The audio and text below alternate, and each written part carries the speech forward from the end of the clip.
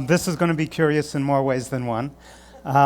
This is Ted, and Ted is a beaver sculpture, and he's going to be the mascot for our talk, so we'll leave him right here.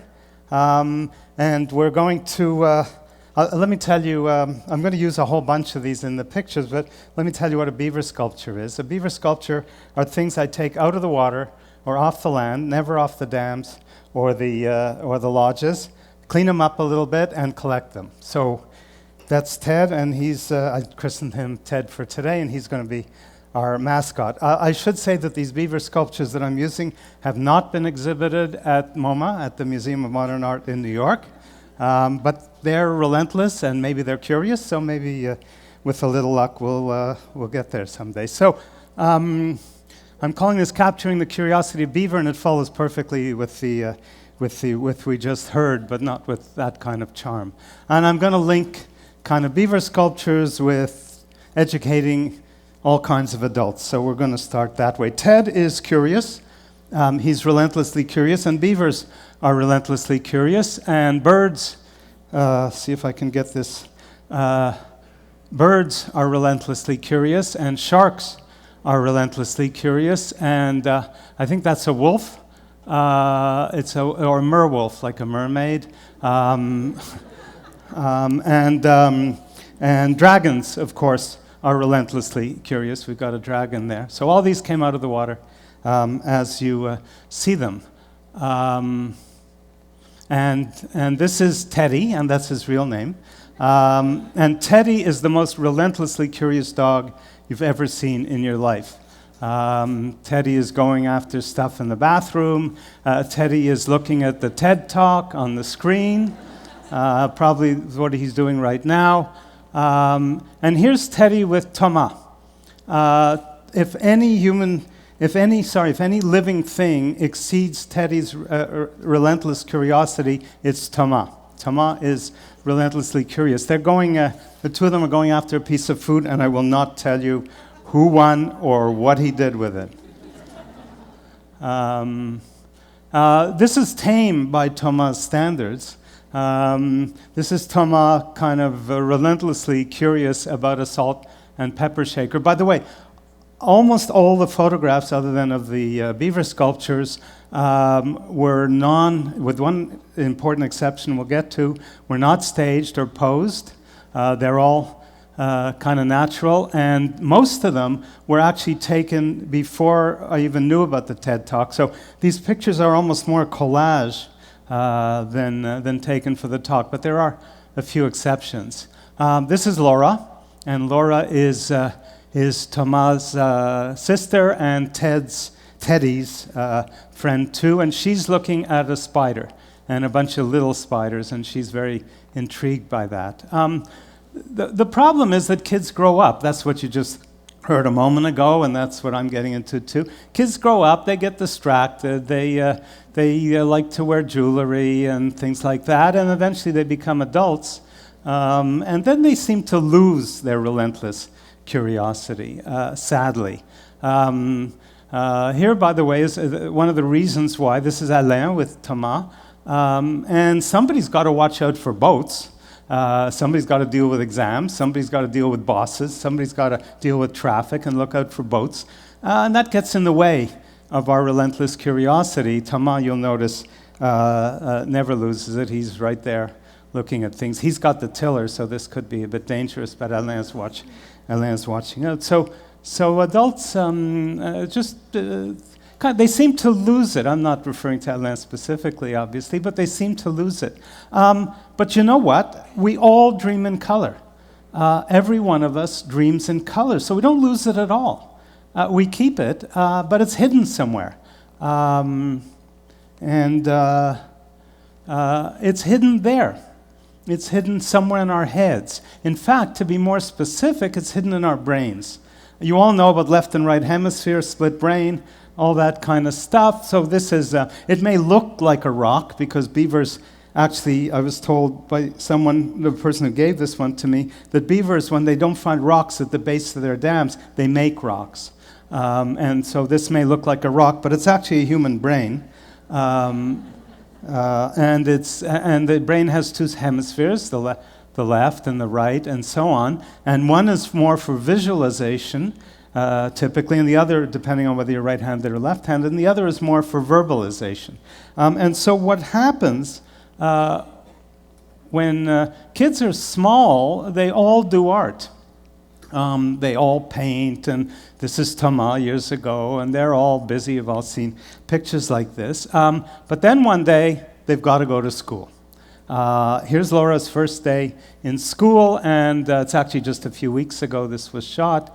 And once they go to school, they learn reading, and they learn writing, and it can get in the way of their curiosity. So kids and all paint and do art until we're about 6, and then most of us stop and never pick it up again. But some do, and this is equivalent to the curiosity going away. Now, this is a wonderful article that was written by 2 school teachers at the time in Calgary, Alberta. It's published in the Harvard Educational Review, and it's called A Curious Plan, Managing on the 12th. And it's about how you can bring back that curiosity in children, even in children. This article is about 8-year-olds. And they're doing essentially what we've started to do for 40-year-old managers, and that is to tap into their natural and their own experience and build education on their experience and build in terms of projects that the kids can relate to or the adults can relate to. So in the case of children, it might be weather. It's something they can live with. And luckily for Laura, she's in a school that's really doing this kind of thing. So let's talk about reanimating the relentless curiosity of adults. The challenge in our management development programs at McGill, but also the challenge in any educational program for bachelor's, master's, or anyone else. And I'm going to talk about kind of 3 different stages of rekindling or reanimating. First is reflecting on our own natural experience. Tapping into the experience that we've lived, that we understand and we appreciate. Here's a couple of lovely quotes. One's from a poem by T.S. Eliot that said, "We had the experience but missed the meaning." And the other is from Saul Alinsky in his book called Rules for Radicals. He said, "Most people don't accumulate bodies of experience. They go through life undergoing a series of happenings which pass undigested. Happenings become experience when they're digested, reflected on, and related to general patterns and synthesized." Very nice quotes about this. Now here's a typical beaver sculpture reflecting, head up in the air, kind of contemplating big thoughts, right? And here's an adult. This is Ben in our healthcare program, and Ben is part of what we do every single morning in all our programs, which we call morning reflections. There's 3, there's 3 stages to it. They have a book called an insight book. It's empty, except for their name on it. And every morning, first thing, they sit at round tables. There'd be about 30 people in the class or more, and they sit at tables about 5 each. And they just reflect. They write. They think about it. And one of the people who went through the program years ago from Lufthansa, she held up the book for her colleagues back at Lufthansa, and she said, "This is the best management book I ever read." She wrote it. Shouldn't everybody's best book, management or otherwise, shouldn't everybody's best book be the one they write themselves based on their own natural experience? So second is the sharing of insights of that reflection in cooperative communities of learning. And I'll show you. So a bit of a mouthful, but you'll see a very practical application of this.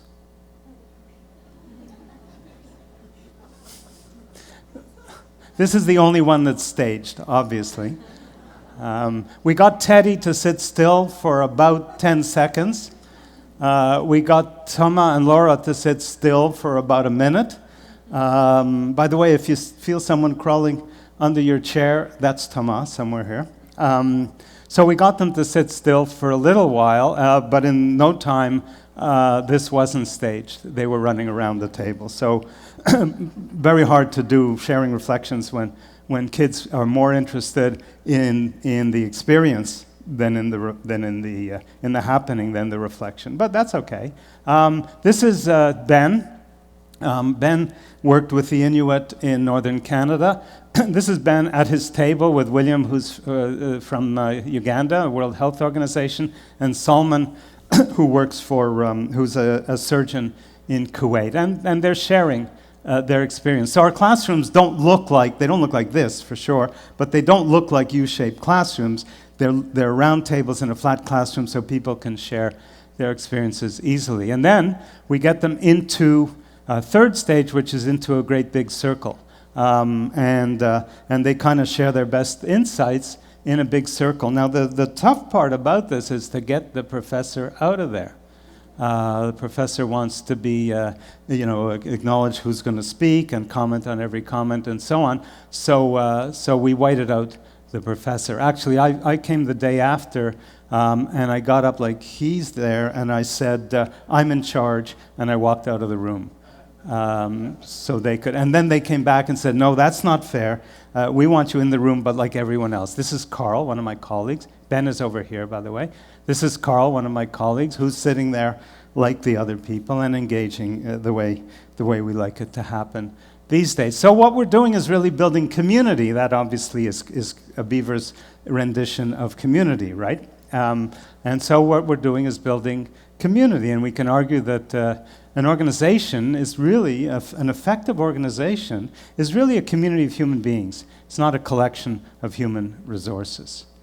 And then that learning is carried into everyday life for impact. That's the third stage. So basically, you reflect personally, you share in a group, and then you go back to wherever you came from and use the learning. For example, here's Tama and Laura. They've discovered beaver sculptures, and they're bringing one home for Grandpa. So this was last summer. So there you have that. And here's Carlos. Carlos came to one of our programs, and he sent us this by email a little while later, and he said, I like this sharing around the table so much that we put one in our factory in Mexico City, and now whenever we have a problem, we reflect around the table. And another story is about Phil, who's a member of the family, who called and said, I'm having trouble developing my managers. I need to do something to help develop them. We have no budget. What can we do? So I said, basically, get them around the table, get them sharing things and so on. And they did this with a vengeance. They met every couple of weeks for... I ate a dad's cookie before I start. Never eat a dad's cookie before you give a talk. So every couple of weeks, they'd meet informally over lunch, and they just share their experiences, bring conceptual material, and so on and so forth. So that's Phil, and it spread. It became like Amway with no money. The members of his group started to create their own groups, and Phil eventually built this into something sort of available for everybody. This is just to show you that back in the classroom, we actually can get adults to do art. So there you have adults doing art, and it's quite possible.